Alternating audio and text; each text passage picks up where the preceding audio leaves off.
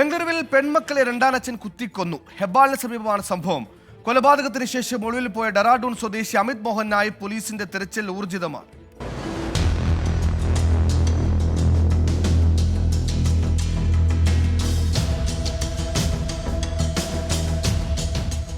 ഉത്തർപ്രദേശ് സ്വദേശി അനിതയുടെ മക്കളായ സൃഷ്ടി, സോണി എന്നിവരാണ് ക്രൂരമായി കൊല്ലപ്പെട്ടത്. അനിത ജോലി കഴിഞ്ഞ് വീട്ടിൽ മടങ്ങിയെത്തിയപ്പോഴാണ് കുട്ടികളെ മരിച്ച നിലയിൽ കണ്ടെത്തിയത്. മൂർച്ചയേറിയ കത്തി ഉപയോഗിച്ച കഴുത്തറത്ത നിലയിലായിരുന്നു. കൊലപാതകം നടന്നുവെന്ന് കരുതുന്ന സമയത്ത് അമിത് മോഹൻ വീട്ടിൽ വന്നു പോകുന്ന ദൃശ്യം സമീപത്തെ CCTVയിൽ പതിഞ്ഞിട്ടുണ്ട്. പിന്നാലെ അമിത്തിന്റെ ഫോൺ സ്വിച്ച് ഓഫായി. അനിതയും ഡെലിവറി ജീവനക്കാരനായ അമിത് മോഹനും കഴിഞ്ഞ 3 വർഷമായി ഒരുമിച്ചാണ് താമസം.